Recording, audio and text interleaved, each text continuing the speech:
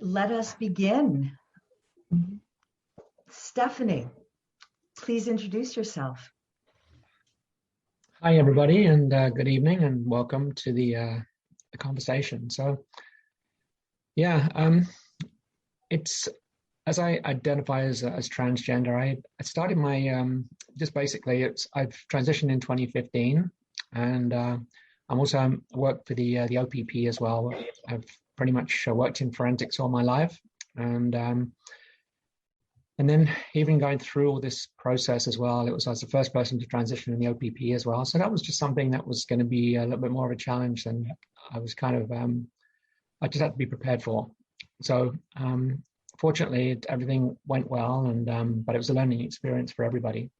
So since then, I got involved in training within the OPP, which is our positive space training. And that was really just to sort of acquaint people with a lot of the terminology and as well we went through all that kind of training. So it was really about trying to get people to sort of understand a little bit more about the trans experience as well as part of that, and with me sharing my story as well. So there was just really very little information and education that I could find within the OPP. So that's really where my passion came from.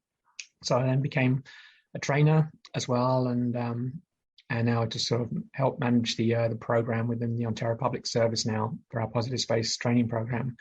So I've been involved in that, and I was really happy to be involved with Suzanne when she was the beginning of writing this book.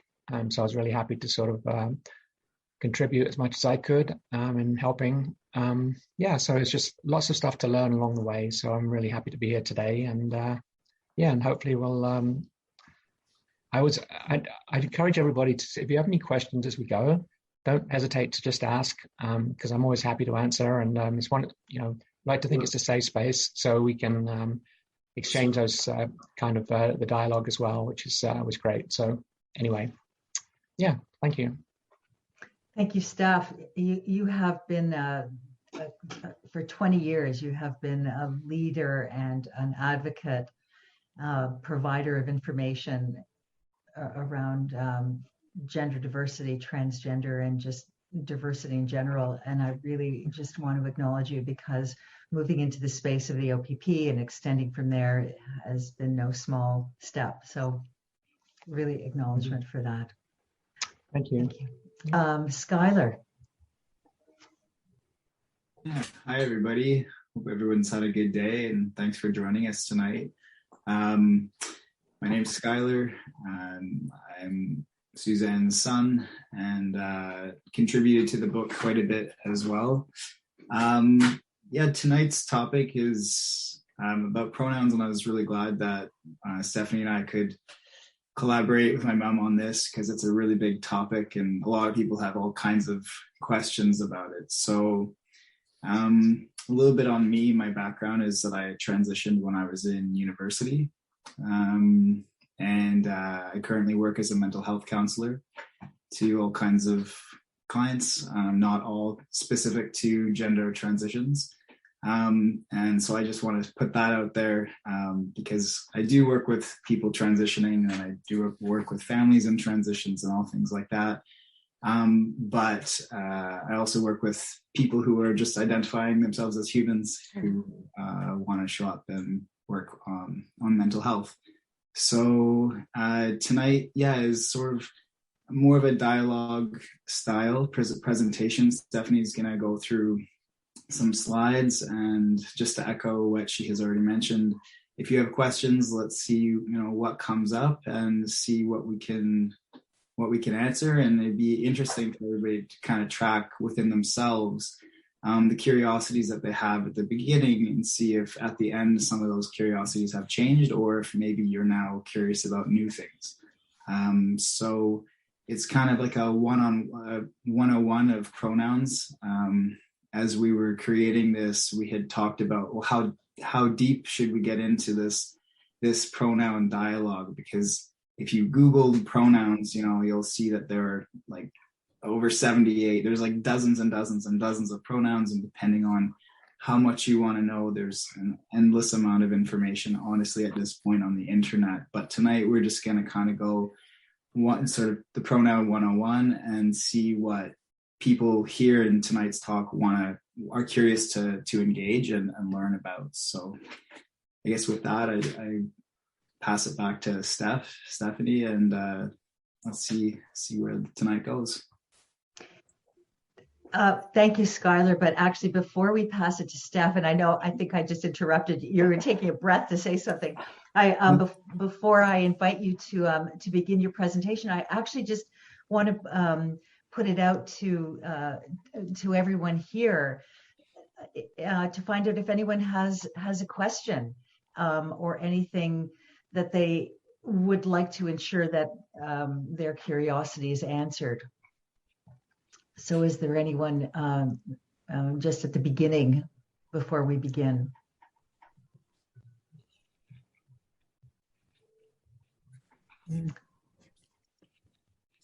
Devara, is that? No. Okay. Well, then let us begin. And then, you know what? If you have questions in the chat and we will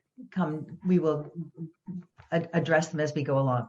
So let me open this up now. People, you can see the slides. Yes? Yeah. Okay, great. Okay. Take it away, Steph. Okay, thanks, Suzanne. Actually, before I start, actually, if I'm going to ask everybody, if you wouldn't mind, if you look at the top right-hand corner of your little screen, you'll see 3 dots. And if you click on that, you'll see where it says rename.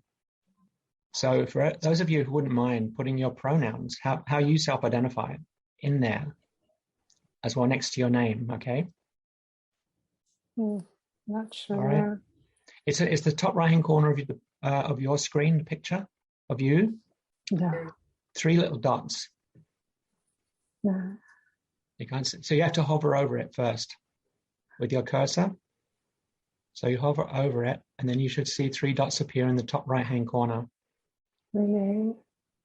Okay. Okay. I see it. Okay. So.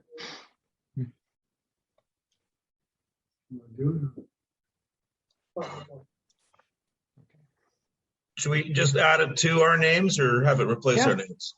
Nope, just add it to your names. Okay. That's good, yeah. Great, thank you.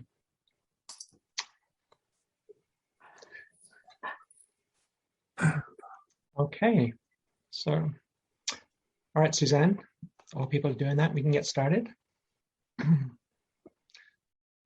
Okay, so some of the things we're going to just discuss tonight. What are pronouns? So I think most of you should have an idea of what pronouns are. It's how we describe another person in the third person, all right? And why do we put so much emphasis on pronouns? So certainly for us in the trans community, it's a really, really important piece because we'll talk a little bit about the emphasis as being related to one's privilege of never having to be misgendered, for example, right? And why do I need to use my pronouns? And for the vast majority of people, exactly, that's a fair question. Why do I need to use my pronouns? And I can just so how and why we do we use them? And why are we often asked to identify our pronouns on Zoom calls? Just like I've asked you to do that right now, okay? So anyway, we'll talk a little bit about that as well. And why are gender-neutral pronouns so difficult to understand? So rather than the she and he and him and her, they and them, somebody who doesn't identify with what we call the gender binary of man and woman, so they may use different pronouns. And so a lot of people do find those difficult. So, and also I would talk a little bit about the danger of making assumptions about a person. And believe it or not, every one of us in this room make assumptions all the time about people. And a lot of the time we don't even realize we're doing it, okay? So, and then we're also going to talk a little bit about a word about privilege. And I mentioned that as well. Privilege is an unearned benefit that based upon the type of person you are and sort of your background, all that kind of stuff, and the color of your skin, all those things afford you a level of privilege that not everybody has. So when you have that privilege, it's about, we often take it for granted. So when it comes to pronouns, again, that's going to be part of the conversation, right? So next, Suzanne. All good. Everybody's safe and healthy. So just before I just want to put some context here as well right now. So we're going to talk about 4 distinct concepts when discussing sex and gender. So we have birth assigned sex, so based upon the chromosomes and physical characteristics when you're born, and the healthcare provider at the time will just usually look between your legs and say, oh, it's a girl, it's a boy. And there's no other really testing that's done other than a physical examination or a visual. So the gender identity is about who you are and how you define yourself. So every one of us has a gender identity. So if your birth assigned sex and your gender identity match, meaning if you're assigned a female at birth and you identify as a woman, then your gender identity matches. So the word for that is called cisgender. Now that's a term some of you may be familiar with, maybe some, not everybody. But cisgender is, the word cis means on the side of. So that just means it's a Latin term meaning on the side of. So your birth assigned sex and your gender identity are on the same side. So therefore, you're cisgender. Now, if your gender identity doesn't match, so your birth assigned sex, you're assigned male at birth, but you identify as a woman, like myself, then you are transgender. So you have cisgender and transgender. So does anybody want to sort of take a guess of what word people used to use before the word cisgender came along? Normal. Yeah, absolutely. The word was normal. So that just shows you, so if your birth assigned sex and gender identity match, then you are considered by society as being normal. If they don't match and you're trans, then by default, we're abnormal, I guess. So anyway, that just shows you some of the issues that we have to deal with when it comes to transphobia as well. Okay. So anyway, that's about a little bit with gender identity again. It's so every one of us has a gender identity. So a lot of us don't even think about it. We're assigned female at birth. We identify as a woman. Great. No issues with your gender at all. Lucky you. So, and that's pretty much the case for most people. But for us in the trans community, we're not quite so lucky in that respect because we have this incongruence between our gender. So we're kind of struggling with that a little bit or a lot as we go through life as well. So, so if you've got somebody who doesn't identify as a man or a woman, then they will be considered to be non-binary. And we'll talk a bit about that in a moment. Okay. So gender expression is another concept, which is your outward presentation, how you want the world to see you. So every one of us here has got a gender expression, and it's very individual. So if you imagine you get up in the morning, you think, okay, what am I going to wear today? I'm going to the mall, so I'll dress casual, or I'm going to work. I may dress a little bit more professional looking. That's your choice about your gender expression. So really, it's very individual to you. It's how you want the world to see you and how you self-identify your gender identity, which is in your head, versus what you're wearing and how you carry yourself out in public. So people can see, okay, well, you're dressed very femininely. You look like a woman. So that's when we talk about pronouns, the assumption about saying that must be a she or a her. If somebody looks very masculine looking, a big person, and you may say, yeah, that's a man. So then, yeah, automatically, if you're talking about that person, you'd use the he and him pronouns. So again, this is about making assumptions, right? So and we do it all the time. We don't even realize we're doing it. So even when we see people on the street, we look at people and think, oh, that's a man, oh, that's a woman, yeah, that's another woman over there. And even though we don't interact with that person, we're just subconsciously gendering people all the time. So we just don't realize it, okay? And then the final concept here is sexual orientation. It says who we are attracted to. So that's really about, again, it's who you love, really. So it doesn't matter whether you're trans or cisgender. We've all got a sexual orientation of some description. So even whether you're not interested in sex, say being asexual or something like that, it doesn't matter. It's just that's how you figure out where your sexual orientation falls. So it's separate from your gender identity, okay? So sometimes people get some of these concepts confused. But I just wanted to start out there just to show the 4 concepts of sex and gender. So next, Suzanne. Okay. So I mentioned here a person's gender identity, a person's internal and individual experience of gender, and about who you are. Okay. It's a sense of being a woman, a man, both, neither, or somewhere along the gender spectrum. So if you imagine you've got man on one end, woman at the other end, and everything in between, there's all kinds of gender identities that fall within that on that gender spectrum. And some people may identify somewhere in the middle. Other people may decide, okay, well, I was in the middle for a little bit, but I prefer to be more towards the feminine side or towards the masculine side. And sometimes they go back and forth, and until they find their place. For me, in my journey, I started as obviously assigned male at birth, and I kind of went across the gender spectrum, but I kind of kept stopping along the way just to sort of thinking, I think I'm happy here, kind of balancing my 2 genders. But eventually it became harder and harder, and I had to keep on moving forward further along that gender spectrum. So I kind of use the analogy of it's like being on a train journey. So you think you got to the station that I need to get off at this stop. And you stand looking around and you spend some time there and realize afterwards, then I'm not happy here. I'll get back on that train and go further along the line. And so in my case, my journey took me right to the end of the line. So, but it's not everybody's journey is like that. And some people, like I said, go back and forth and whatever. Okay. So next, Suzanne. Yeah. So non-binary. So some of you may have heard that word before, but it's somebody who doesn't identify as a man or a woman. So imagine gender as a spectrum I just talked about. Man and woman, opposite ends, in between many different gender identities. So a person whose gender identity is outside of the gender binary of man or woman may experiment with alternate gender identity. So it's like getting on and off that train, figuring out where you want to go. If you get further along the gender spectrum, then it's like, no, I'm going to get back, cross over and go back the other way until I find myself happy. Yeah. So anyway, they may have Agender, bigender, third gender, gender fluid.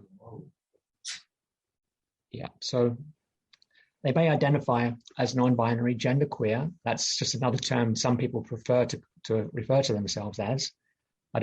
Some people don't like the word non-binary, so they prefer genderqueer. So it just means, again, anything other than man or woman. Or they use other identities depending on how they feel, such as agender, bigender, third gender, gender fluid, or something else not associated with the binary of man or woman. So that just kind of to help you understand just the difference for other identities other than man or woman. Okay. So I personally identify as a woman. So my pronouns are she and her. So that for most people is fairly straightforward. But when we get into the non-binary area or the genderqueer, it becomes a little bit more complicated, right? So anyway, let's go on next slide there, Suzanne. Thanks. So for those folks somewhere in the middle of that spectrum, so gender neutral pronouns. So these are just some examples. So Z, so I've got in brackets how they're pronounced or phonetically. So Z, zir, here, self, Z, so i.e. Z is a mechanic and Z fixed that car, here self. So that may sound really strange to some people, but that's how somebody who identifies as non-binary would expect or describe themselves when they do things, when it comes to their personal pronouns. So there's no way for it to sort of anyone to confuse that Z and here as being she or him, right? So the use of general pronouns, they and them and theirs in the singular is often, is actually grammatically correct. So people think about these every day. Like, for example, they came in late for work one day, referring to one person. You may refer to them as Bob came in late for work today, or they came in late for work today. So we use they to describe a person in the singular all the time. So I haven't seen them today, or people often like to talk about themselves. So the important thing above all here is if someone uses a pronoun, whatever they suggest, if they use they instead of he or she, just respect that. It may be, difficult to wrap your head around sometimes, but just understand that's how they identify. So the best thing is to be respectful. So So use of gender-neutral pronouns demonstrates that non-binary people actually exist. So by keep misgendering people, if you can't sort of respect that pronoun, then you're essentially erasing that person, because you're not sort of accepting that their gender identity is different and respecting what their pronouns are. Okay. So next. So when it comes to honorifics, so when we like Mr., Mrs., and Ms., they're fairly common ones that we're all familiar with. But again, for gender-neutral people who identify gender-neutral, the honorific that a lot of them are using now is mix, MX. So that just sort of, when you look at that, you don't know whether it's supposed to be Mr. or Mrs., and that's the whole point. It's gender-neutral, right? So the gender-neutral MX is used as a title for those who do not identify as being of a particular gender, or for people who simply don't want to be identified by a gender. So sometimes if you ask somebody, well, what gender are you? And they may say, well, I don't have a gender. I'm just me. And just be respectful of that. You don't have to know. And you think about, well, why do you need to know, right? So it's just one of these things, as human nature being that we try to fit people into neat little boxes. And when we can't, think about how you feel. When you see somebody on the street, you don't know whether it's a man or a woman. Does it bother you? And you think, if it does, why does it bother you? Why should it matter to you anyway, right? So anyway, so according to the 2019 Canadian census, 31% of people non-binary will use this honorific, and 33% prefer no title at all. So underscoring the discomfort that non-binary people have with having to identify their gender. So again, just be respectful. So at least with MX, it does give a gender-neutral option now. So just next one. So yeah, so that's kind of just a very generalized thing, just on gender-neutral pronouns in relation to one's gender identity. Okay, so getting back to the first question, and it was on the about what are pronouns. So we've spoken a little bit about that now, so we know we should know what they are. So when we think about why do we put so much emphasis on it, it's because those, especially like in the trans community, like when we're going on a transitional journey, I mean, we may identify as he, she, or he or him at the beginning, but as we're transitioning, like in my case, for example, it was about just changing my pronoun to she and her. But sometimes I was sort of still presenting as male for work and stuff like that before I actually came out at work. But outside in any other aspect of my life, I was using she and her. So for people who actually knew me in both worlds, it was sometimes difficult for them to sort of understand the pronouns or which one you're using today. So you would say to people, just take your cue from how I'm presenting. Okay, if I'm presenting as Stephanie, then she and her is completely fine. So anyway, so yeah, so when you say why do you need to use them, it's that a lot of people take for granted. And you think, okay, well, you've got somebody who looks very masculine, very deep voice, and very, pronoun he and him. If somebody asks that person what's your pronoun, they may be more apt to say, well, isn't it obvious?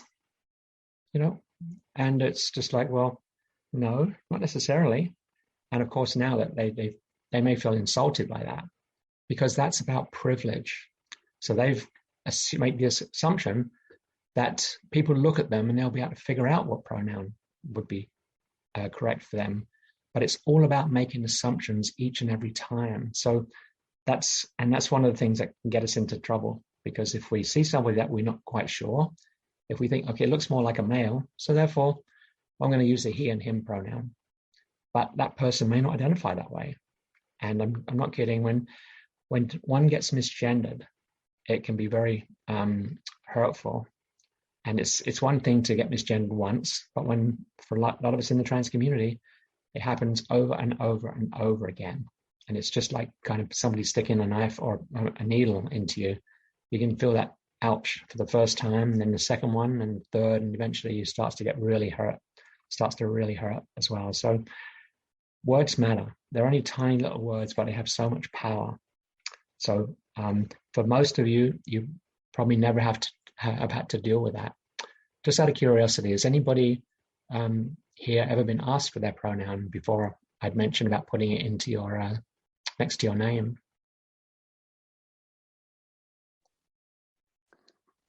Not seeing anybody. We just have in our workplace, so we have to use pronouns in our signature and stuff. So yeah. Yeah. Okay. Yeah. So in that case, yeah, and I'll get to that in a second about the email signature and why it's important as well. But a lot of people here just probably never been asked for their pronouns before, because people have looked at you and they've made the correct assumption about your gender or your gender identity. So that's, again, as I mentioned, that's a privilege. Things that we take for granted. So even before my transition, yeah, people would look at me and say it, make the correct assumption of what they felt my pronoun was. And I say correct assumption based upon how I was presenting, but inside, I never felt that way. It was kind of like having a knife twisted in you. It was just, but I couldn't say anything because I wasn't ready to come out to anybody at that point. So I had to conform and go along with the people's assumptions about me. So that part of it was kind of difficult. And once I started going out in the real world as myself, Stephanie, yeah, I hadn't quite got to my gender expression where I wanted it. So that part of it, I was getting misgendered a lot more. And I'd spend 2 or 3 hours just getting ready and going out. And when you have to deal with somebody in a grocery store or something, and they just said, yes, sir, how can I help you? And I may be presenting as Steph, but then to hear that is just really, really, it's just awful feeling, right? So that part of it is about just trying to sort of like develop thick skin around all of this, okay? So that's just one example as well. So at this point, I just want to maybe turn it over to Skyler now to perhaps to share some of his lived experience around pronouns, and especially when you're dealing with people as well. So, Sky? Yeah, sure. Thanks. Thanks for that presentation. That's the first time I've heard you give it, and I feel like you're really clear. It was not too many slides, but it was really clear and it felt concise. And anyways, you present it really well. So just wanted to let you know that. Somebody just asked a question within the group chat, which is what I was just typing about there. Somebody asked, how do you, the question itself is how to address someone who uses he, him, / they, them. Does it mean that they're okay with any of these pronouns? And that's what I've written on my pronouns, which, I would say, for me, I listed the ones that I'm comfortable being addressed by and also identify with. And I wouldn't have written ones that I wasn't okay with. It's why I didn't put she, her, for instance. The reason why I wrote he, him, as well as they, them, is that I find that I feel pretty fluid within that part of the gender spectrum. So within, my workplace and my friends, like it's something that's very common for me to present that, just to say, I'm okay with being addressed by he, him, or they, them, whatever. It just feels naturally like you either read it within me or what feels most comfortable for you. And that's also an interesting thing that I feel comes up within the trans community or within sort of the queer community is I think sometimes there can be a bit of an understanding around gender fluidity that isn't necessarily yet understood outside of that community.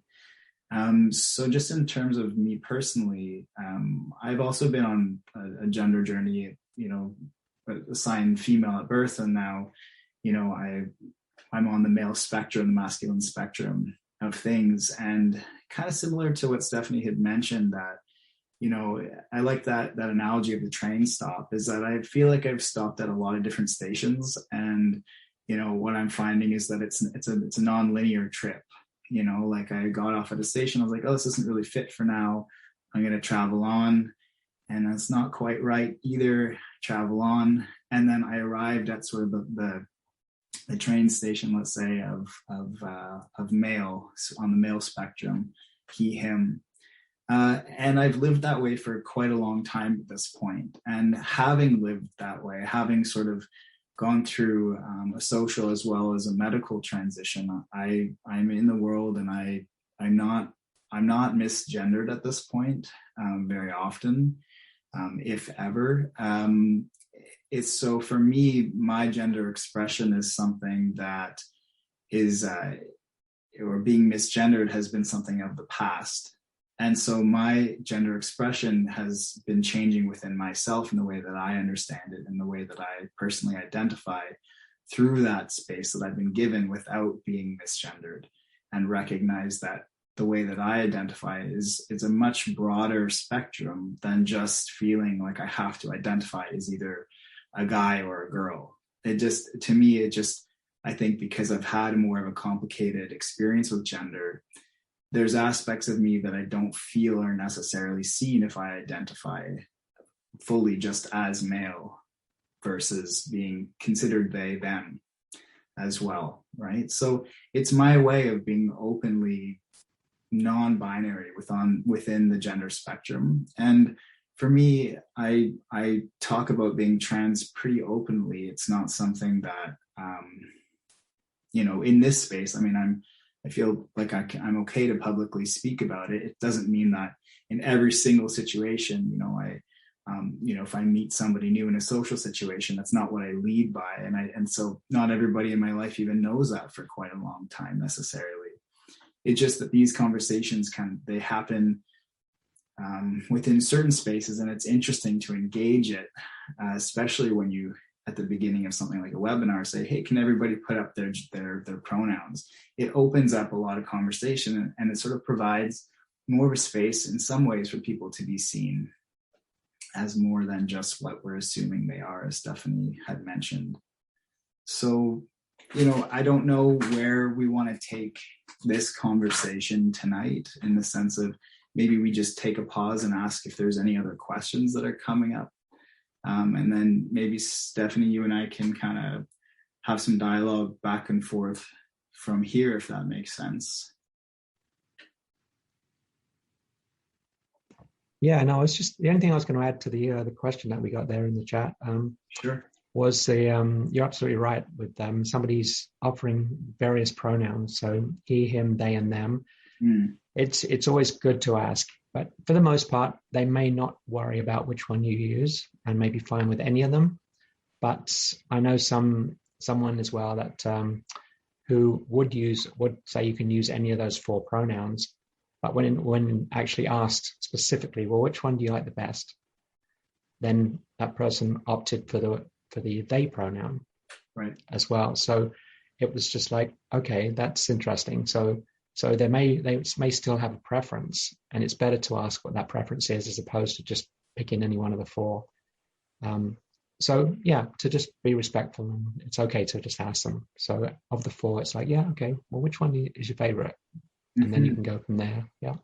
Yeah, absolutely. I think just as a rule of thumb, I mean, the same ways when you're introducing yourself to somebody, you're not guessing at every name you think they might look like. You ask people what their name is. You can kind of do the same. You can do the same thing with pronouns, right? It's better to ask than to guess, and especially if that, because I thought that was a great question. Putting up multiple pronouns can be really confusing.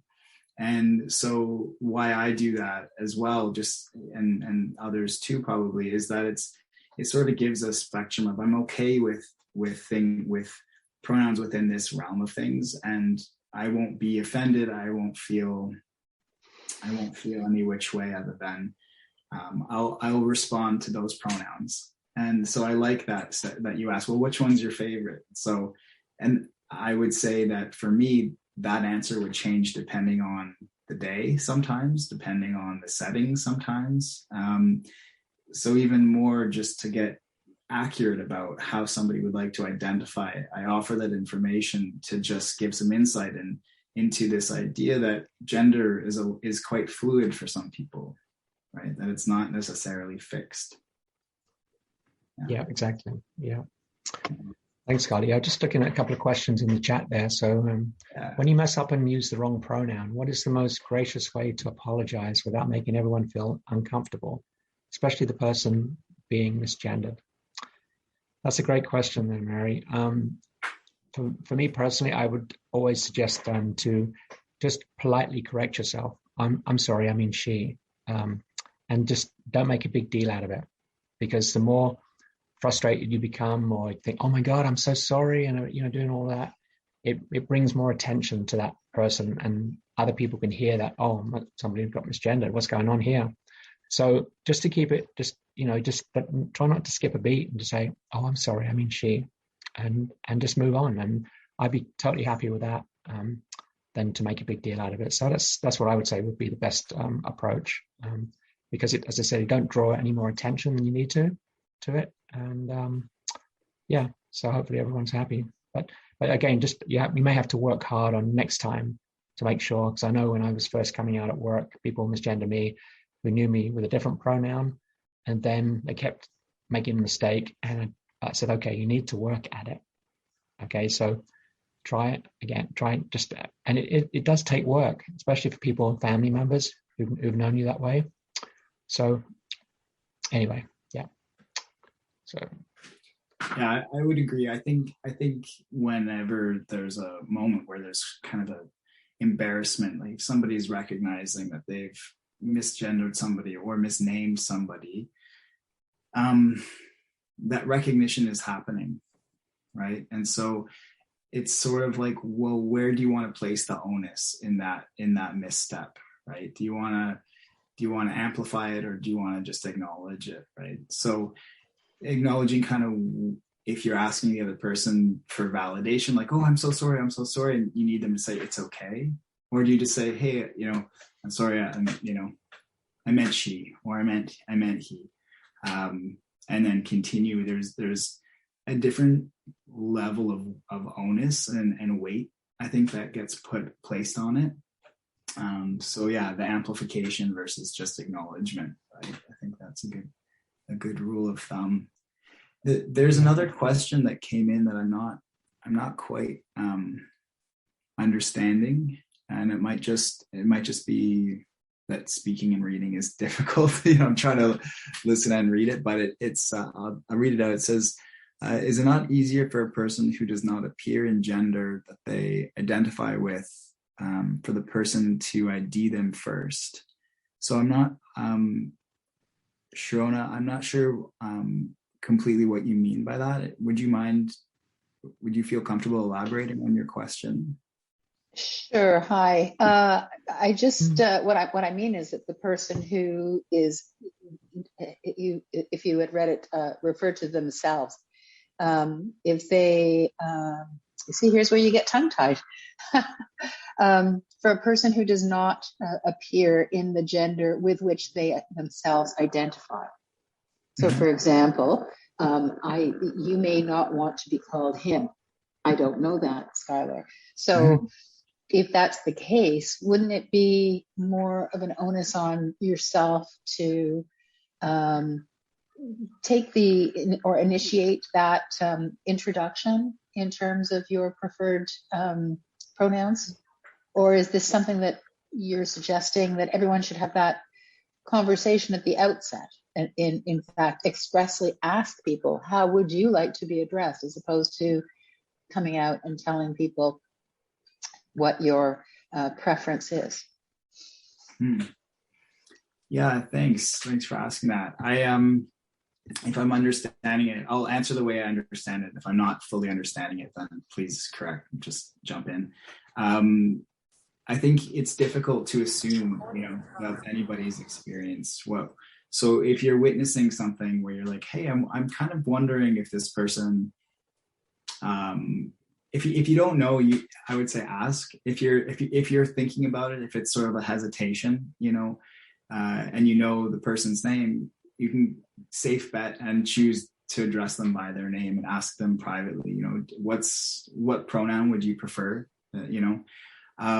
Especially when there's androgyny or somebody's in a phase of transition, that you're not close with them and you don't have that kind of inside information, it's really difficult to know how to address a person, right? And that's just we don't know everything about one another. That's an impossibility. But I think if you're curious about how to address somebody, just going to the individual themselves is going to be important. And as an identifier, using their name is a safe bet, because it sounds like just within this question, what I'm getting from it is you're wondering if the onus is on the person who's in some sort of transition to let you know, or if it's on you as the person witnessing or in relationship to that person. Is that your question? Is that what you're asking? You're very close, and those are excellent points. Thank you, Skyler. I would just add only that I have had the experience of interacting with a person who I had known all their life as a she. Mm-hmm. And they still presented as a she, and it didn't cross my mind that they were anything else. And I was then pulled aside by a third person to tell me how I had probably offended them by not calling them they. So that's when I feel that somehow maybe the onus should be on the person who wishes to be renamed or repronounced. Right. That's sort of what I'm asking. Is there? Yeah, that's all. No, I think that, I hear what you're saying. I hear that there is a bit of a distress moment in that too. And, I think it's, that kind of, I'd be curious, Stephanie, what you think, but I think when I hear that, especially because you have had a relationship in the past, with one identification, if you haven't been told in another way, it can be very difficult. Like, you can't read minds. So it's not the message I want to get across. You can't read minds, but I think there's a humanness to this all, that unless we're told, we really don't know, and to assume is not something that is the best way to move forward. So in that case, maybe going up to that individual and just saying, hey, this is something somebody told me you're going by they. Is that the pronoun you would prefer to go by from here forward, right? It's without more information, without the person speaking to their personal experience, it's really difficult, especially with kind of broken chains of communication, to kind of know. But if you do catch wind of something like that, I would just go to the person themselves and just ask. That's my gut reaction. I don't know, Stephanie, what you're hearing or what you would say to this. Yeah, that's great advice. Thank you. Yeah, certainly an interesting question. I agree with what Skyler was saying, that we're not mind readers, so we can't expect, if I was presenting as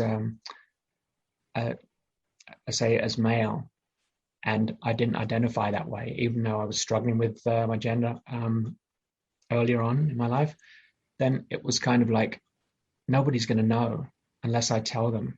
So if they make the assumption as I'm presenting as male and use the he and him pronoun, then I can't get mad at that because I've not told anybody about it. So you can't read minds. So it's there isn't, and if I wanted people to call me she, even though I was still presenting as male, then I would say so.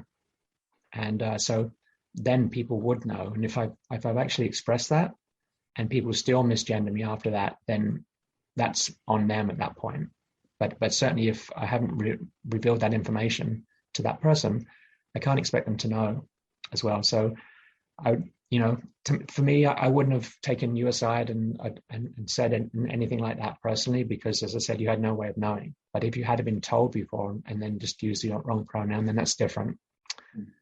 So it's and one of the interesting things is when we talk about pronouns, like for most cisgender people, then the odd time they say, well, what's your pronoun? Whereas sometimes you may hear to say, well, to a trans person, well, what's your preferred pronoun? Now that to me is, you should be sort of really saying, what is your pronoun?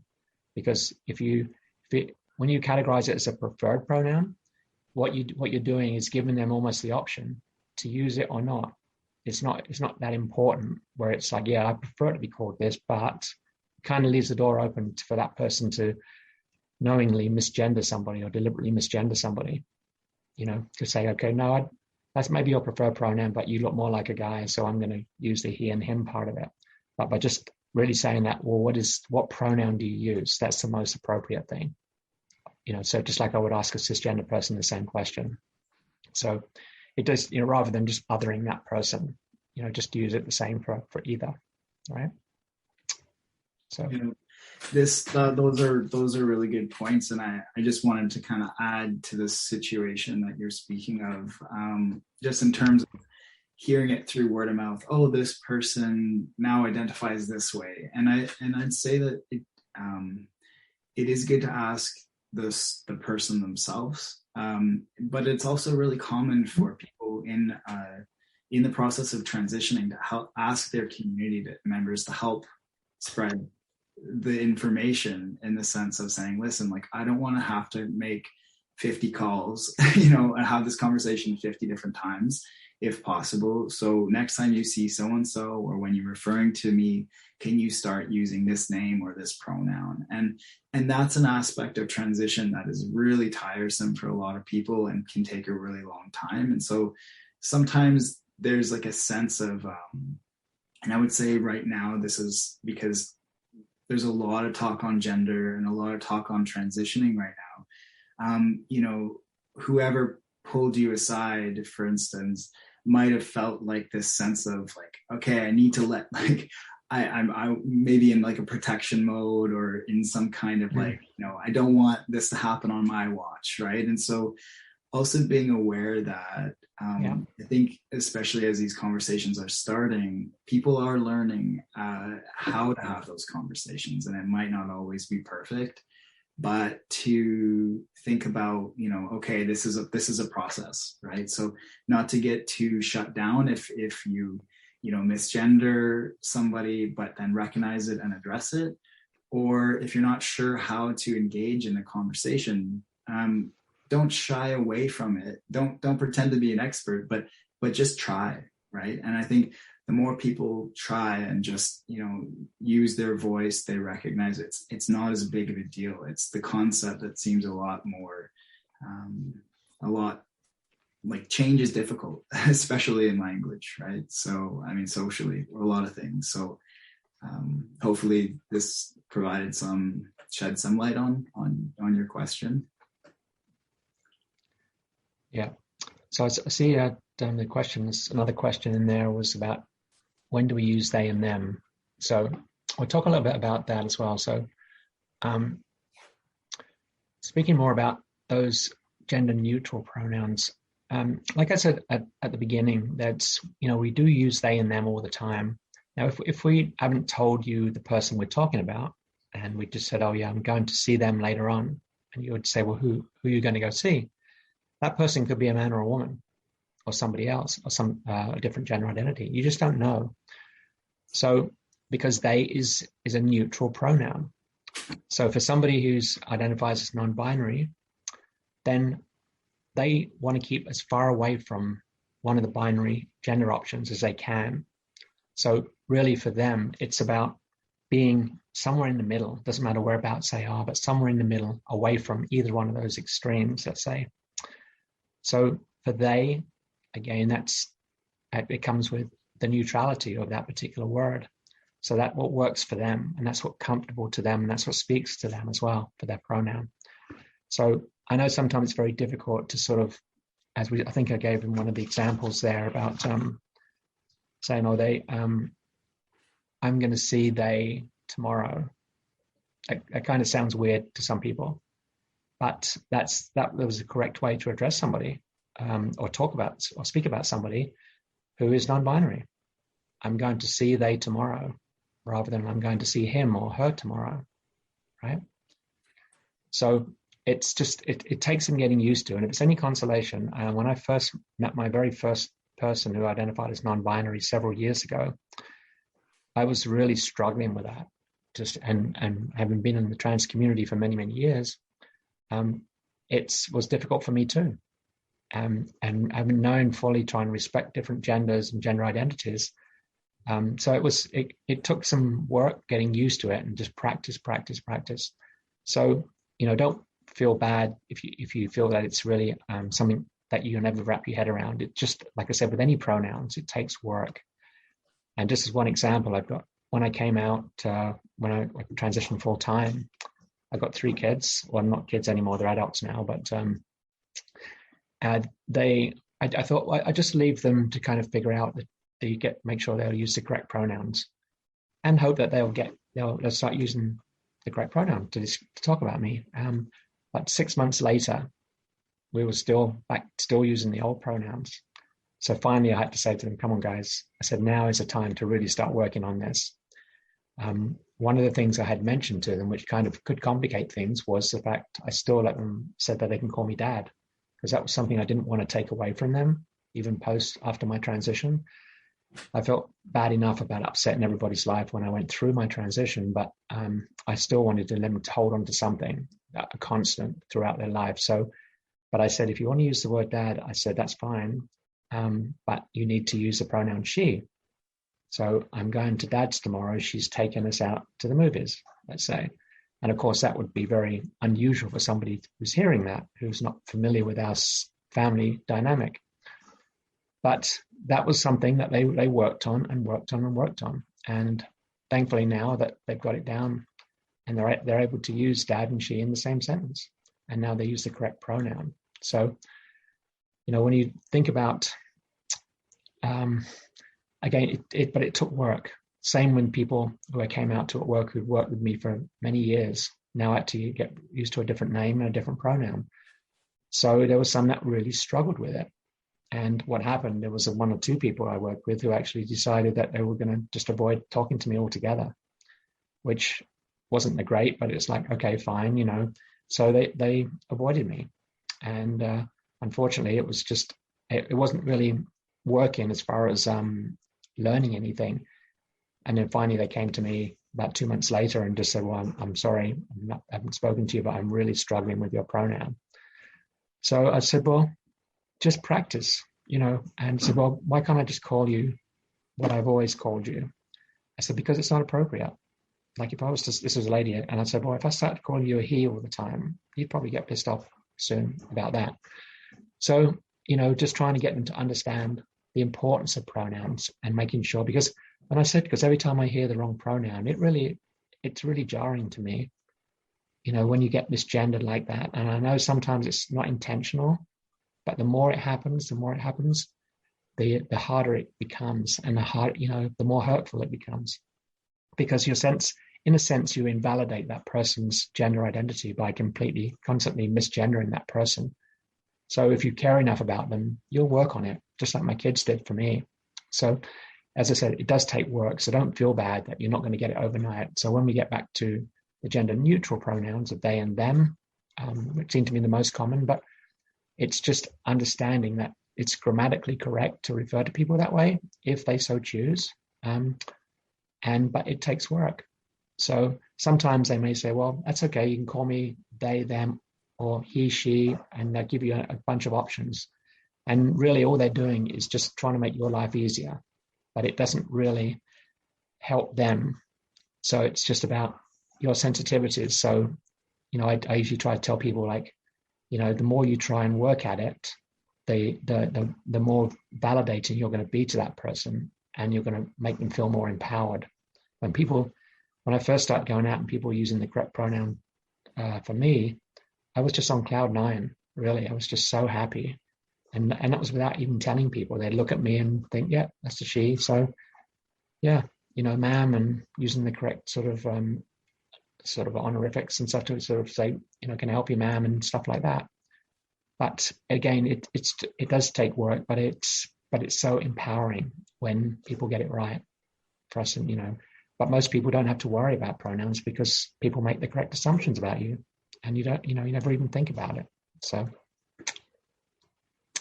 anyway, this guy. Yeah, I relate to that cloud 9 experience. I remember the first time I was called sir, I was like, what? No way. I also thought I was too young to be called sir, but I mean, I was fine. The bus driver called me sir anyways, and I was like totally elated about that. And it, and it wasn't winter, so I didn't have all kinds of layers and coats. Like it was just, like a regular day. It was pretty cool. It goes into one of these next questions here that says, how long does it take for one to be recognized from he to she? I don't know if it's specific in that, like for transitioning from he to she, but I think that just kind of to piggyback on what you were just sharing there, I mean, I think it's that the transition for any gender, from any gender to another, or from somewhere on the spectrum to another place on the spectrum, and to be recognized, it's really an individual journey, right? And the recognition aspect really falls on the community as well. Like when people we're talking about pronouns, and so that's around how to address each other, how to address one another. And so around practicing the gender, the change in names, the change in pronouns, like a lot of that stuff actually is really outside of that, of whoever's transitioning's control. A lot of that has to do with the surrounding community and how people accept or change the way they interact with the individual who's decided to transition. So it's, I don't know if this question is more about pronouns or is more curious about the actual physical transitions. I'm not sure. So I don't know if the person, Brown, if you want to shed some more light on your question or extrapolate on that. Maybe they might have left the talk. Okay, so just to say, actually, Brown was calling in from Africa, and it's probably about 3 a.m. there, so likely got turned off by internet. So then, without getting into more of the technicalities around transition, I would say it's sort of it sort of goes into, Stephanie, what you were talking about and what I was saying before that around just trying versus being afraid to try to address somebody by their preferred name and pronoun, and how that has the ripple effect, right? It needs group participation, right? So Stephanie, I don't know if that's something you want to further speak to, or if that was... Actually, sorry, Yeah, Brown sure. has just joined again. Brown, are you there? Skyler was was hoping to get more information from you about your question.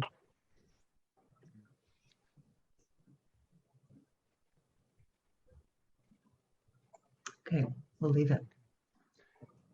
No, just in answer to just what Skyler was saying from Brown's question, there was, if you're talking about the transition part of it, when we talk about being recognized, really as it's up, when we shouldn't have to be recognized. We should basically just live our life how we feel that we need to live our life.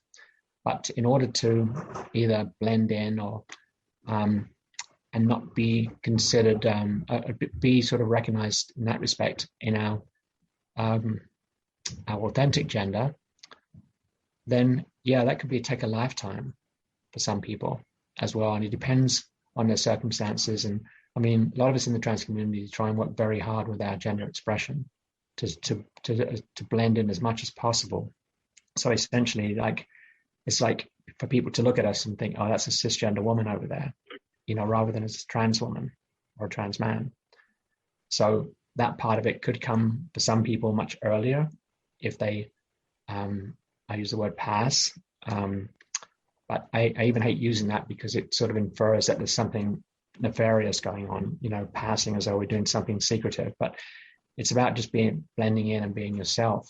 So some people may be more fortunate to be recognized much earlier on in their transition journey, whereas others may take many, many years, or some may never be recognized, even though they fully transitioned, just because they don't fit what society considers to be, a sort of perfect little man or a woman in general in society. So And I hope then that's kind of also to add to that, like may not also be the person's goal. goal. Androgyny or somewhere in between the spectrum, Yep. like I've been talking about gender, like I mentioned on the last talk here, but it's like my friend once said it's like the gender galaxy. It's like a spectrum. It's huge. It's really individualistic, and so the pressures that people feel to live out whatever their authentic sense of their gender is often feels like a very separate thing than the way that the society reacts to their gender, especially when people are having a hard time categorizing it either as male or female. Yeah, and that goes back to what I'd said earlier about how we subconsciously like to, neatly gender everybody that we see on the street as well. Yeah. So I just noticed that Jill has a hand up there. So Jill, you had a question? The question I had, and I'm sorry for my ignorance here, and that is that of intersex. What is that? As well as when you identify or name them, how would you name them? Or how would they be named?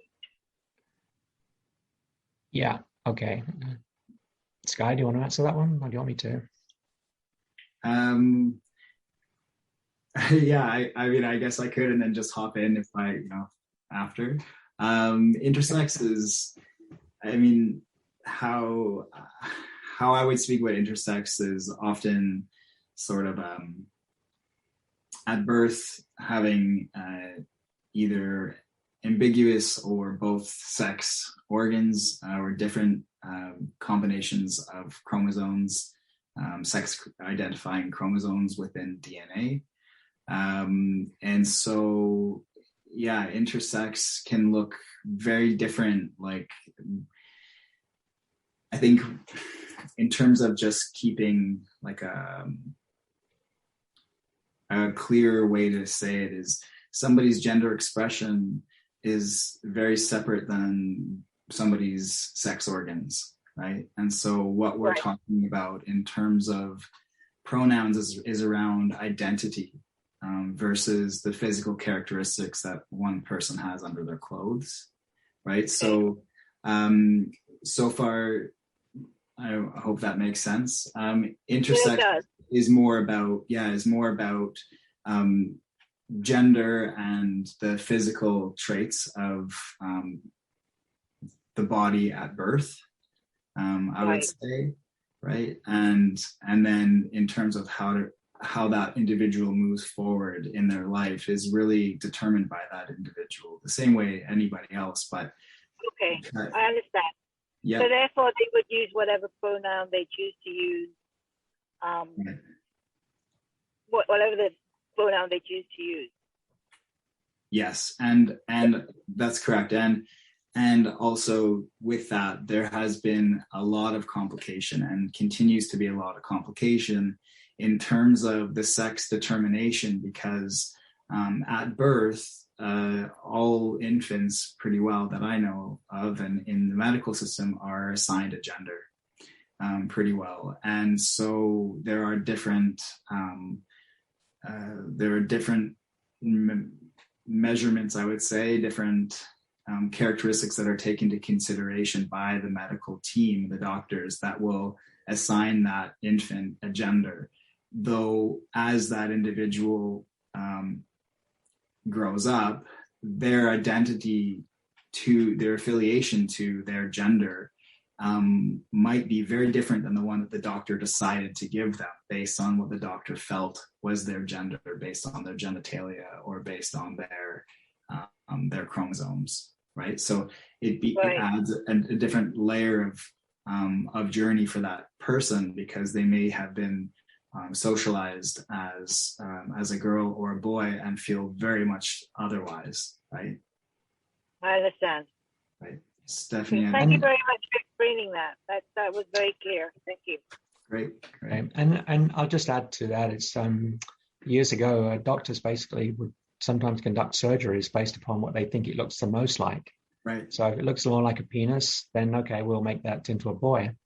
Or if it looks more like a vagina, then we'll make it into a girl. So, and of course, the problem with that was that they may get it wrong because that person may not identify with the sex that they're being through surgery or being assigned at birth. So that could be very problematic. And there's been some tragic cases where people who are in that situation have taken their own lives because they just couldn't live in the gender that they were assigned because of that. And so it's certainly for parents now, I mean, they're encouraged now if they have an intersex baby to sort of let the child tell you what gender they are. And then they can do that kind of surgery later on if that's which more that matches their own gender identity rather than making that decision for them. So it's and the only exception would be is if when that baby is born that it becomes a matter of life or death, they have to do something, then that's understandable. But usually now it's just let the parents decide, let the child figure out, because every one of us really can figure out, has a good idea of what our gender is from a very, very early young age. So it's so that kind of thing. So it's better now certainly for intersex people. And as far as the pronouns, as Skyler correctly said there, it's let them decide how they self-identify and just respect those pronouns. Yeah. Great. Thanks very much. Absolutely. Thanks for asking. See, we have a couple other questions there in the chat there. What's from Nisha there? What's the difference between gender neutral, gender fluid, and non-binary? Yeah, so certainly lots of words there for sure. So gender neutral, gender fluid, and non-binary are related to gender identity. Okay, so your sense of self, who you are. So it just depends on the person and what term that they feel most comfortable identifying as. So somebody may prefer gender queer as another example. That's just make what feels right for them. Or if they decide they want to feel gender neutral, then so be it. They describe themselves as gender neutral.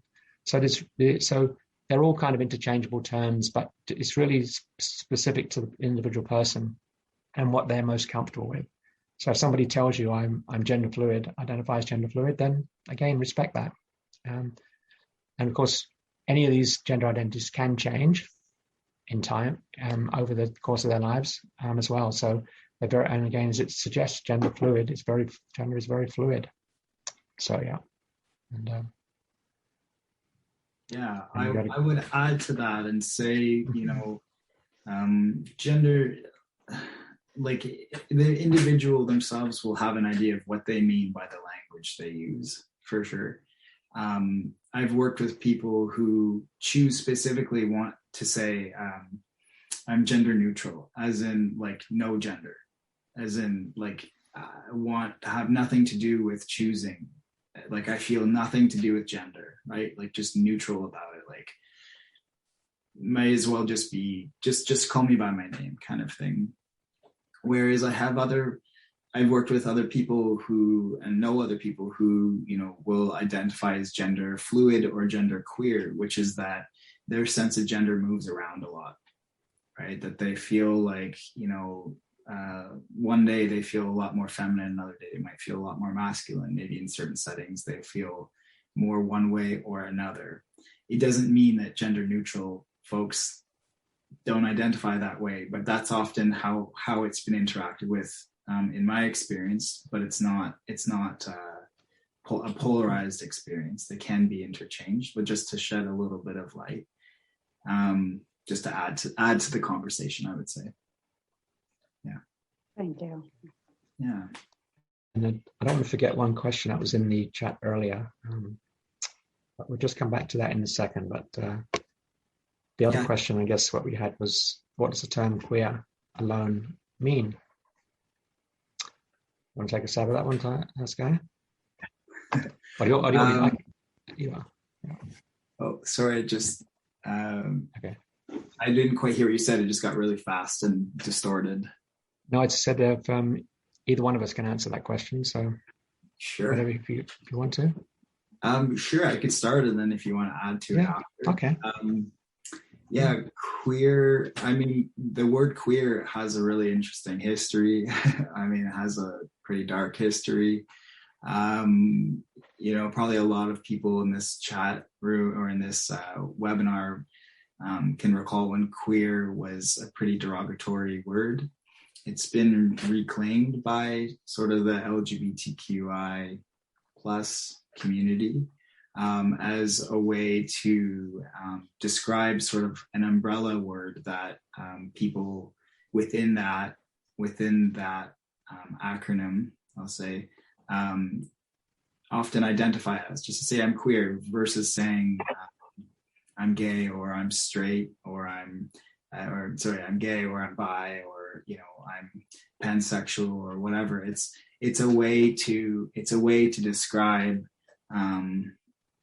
It's sort of a broader term to describe that an individual fits within or identifies as part of the LGBTQI plus community.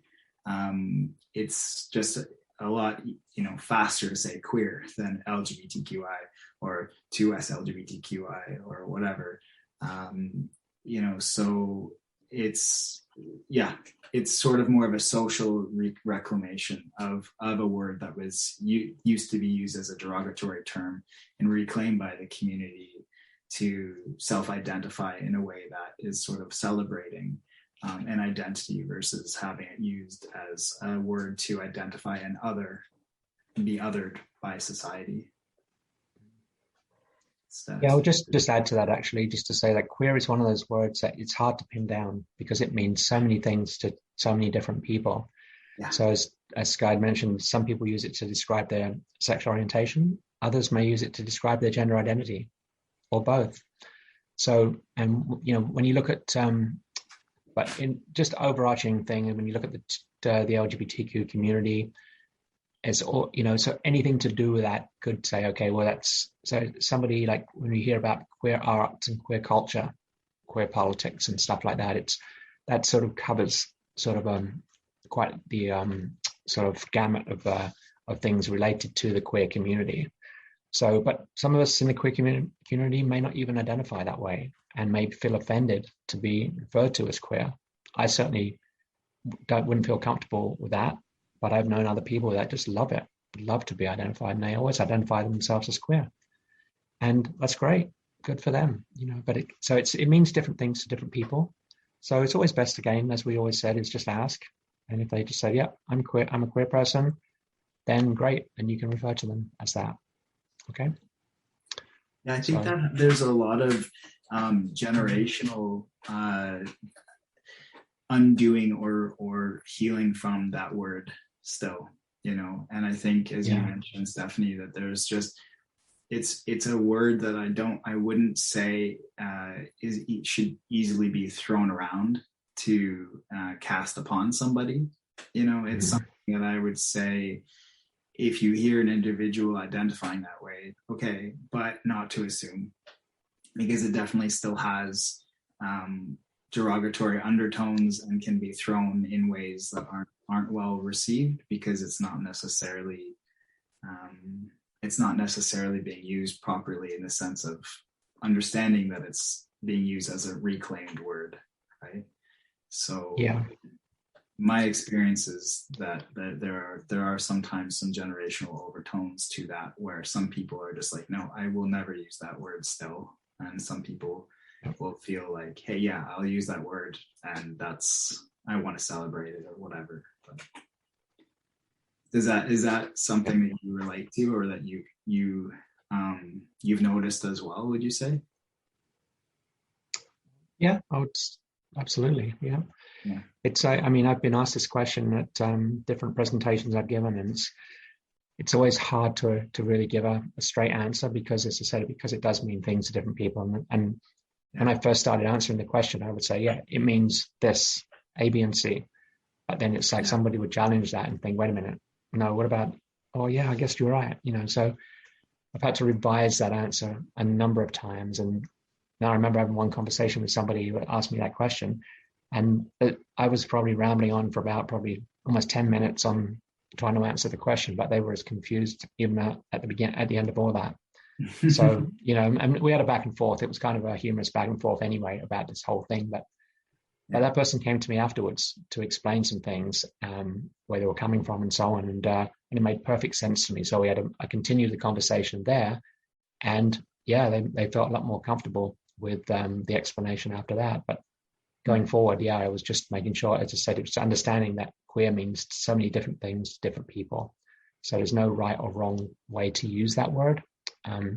It's just, again, disrespectful how somebody self-identifies. But as Sky said, the older generation generally find that a very offensive word to use. So if somebody is gay, they wouldn't say, oh, that person's queer. Yeah, that would be considered offensive. But for the younger generation, many of them actually love the word. And as Sky said, now at the point of reclaiming that word. Mm-hmm. So, yeah, it's just like saying with in the trans community with, the word transvestite. Again, that's an old term now, but I hate the sound of that word. Whenever I hear it, if I hear anybody using that word to describe me, this is like when I first started going out, but it was just like, I was really, really upset because I hated it with a passion. So thankfully now it's kind of not used as much anymore. But again, for somebody else, may just think, okay, well, it's not a big deal. So I know some people refer to themselves that way. So again, every case is different.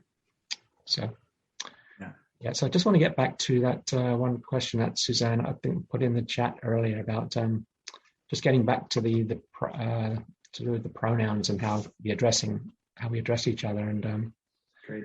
So how do we respectfully acknowledge someone in writing if we're not sure of their gender, say in a business letter? And I'm sure many of you, like when you've had emails, you get somebody perhaps with maybe a foreign sounding name. They may not necessarily a trans person, but somebody whose name you think, well, is that a man or a woman? I really don't know. So never, ever guess, because good chance, you got 50% chance of getting it wrong, okay? And if you factor in gender neutral pronouns, then you have maybe a 1 in 3 chance of getting it wrong. So, or 2 in 3 chances, I should say, to get it wrong. So the safest way is just refer to them using their name. So whatever their name is in their signature, just address them by their name. And you really can't go wrong with that. So one of the things, of course, we're seeing more often now is using the pronouns in your signature. And I think somebody earlier had mentioned that they were doing that at work. And it's such an important part of this now because it really, for those people who don't identify as she, her, or he, him, and prefer something different, they, them, which we've already talked a little bit about that, they're not outing themselves. They're not the only ones who put their pronouns in their signature just so that you make sure you use the correct pronoun. And no one else, but with everybody doing it, it really pretty much levels the playing field and it makes it normal and it normalized, I should say. So it really comes down to just having a respect for that person and just saying, yeah, we recognize you and we're also going to put our pronouns in here as well. So, and I've heard people pushing back, say, well, why do I need them in there and so on? But it's just about being respectful, being inclusive, and just not isolating anybody who doesn't identify with the gender binary. So it's, again, more inclusive. So that's probably the best explanation I can give anyway on that part of it. So do you have anything you want to say there, Sky, on that at all? No, I would agree. I would just say use the person's name. I mean, whether it's in person or an email and any form of communication, like you said, it's sort of like a 1 in 3 chance. It's there's no point in guessing, right? Just address somebody. And if you, the same way as you don't know someone's name, you ask their name, you can ask somebody their pronoun, and they may choose not to want to have the conversation with you, right? And that has to be okay. But chances are, if you're asking, it's because you're looking for information to know how to be in communication. So with an email or at work or in your personal life, addressing somebody by their name is the way to go if you don't know their pronoun. Yeah. And so just being mindful of time, I just want to just finish, at least from my perspective anyway, when we look at why pronouns matter. So it's using respectful and inclusive language is a powerful way to demonstrate commitment to create a welcoming space. That's what you're doing, feeling everyone to feel included. And correct pronoun use validates the person's gender identity as well and shows respect. When people gender you correctly, they're validating your gender identity and showing you respect. Although many of us tend to take that for granted, right? So consider adding pronouns to email signature just to help others feel included. So they're just tiny words, but they have a lot of power. And so it's not something to be taken lightly, but just be mindful of that. And you're not always going to know what someone's pronoun is, so it's okay to ask. Okay, so yeah, absolutely. And also I think it came up a few times tonight, just to remind people that there might be some anxiety on knowing how to address it, and the more you try, the less anxious you'll probably feel, right? So just be open to making a mistake, and we all make mistakes, right? It's not a cataclysmic event if you make a mistake, most likely, unless you're a surgeon, something like that. But like if it's somebody's name and their pronoun, it's okay. Yeah, and if you say to them, well, my name's Stephanie Howard, and my pronoun she and her, what's yours? And then now you've already given yours, so they may just say, yeah, I'm so and so, and this is my pronoun. Easily done, rather than just, if you're worried about just asking and coming out and saying it, then introduce yourself first. That's always a nice way to do it too.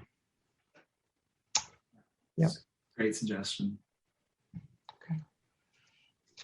Thank you. I'm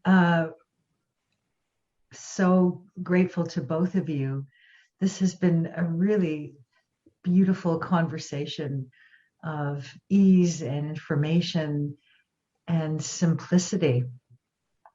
You have both been really so clear and just straightforward in how you have explained these concepts, emotions around being misgendered and why it's important, and really appreciate your strategies. The strategies are so simple. Just ask. And that has been just really, really helpful. Thank you, both of you. Really want to acknowledge your time and your graciousness. I see that we're just about out of time. I want to be respectful of everyone's time to end at 8:30, as we've said. I know I am happy to stay on, and if anyone wants to ask any more questions, maybe Steph and Sky might stay on for a few minutes too. If anyone wants to be here, we'll end the recording in a minute. I'd just like to invite anyone to, if they have any other questions, to put them in the chat. And I'm also going to chat the website and the name of the book, so that if you want to reach out and get any further information, we would love to further address your questions. So thank you, all of you, for showing up and for continuing to engage in this conversation and educate yourself and help others be more informed about this conversation. So thank you. Be well, be safe, and be respectful. Thank you.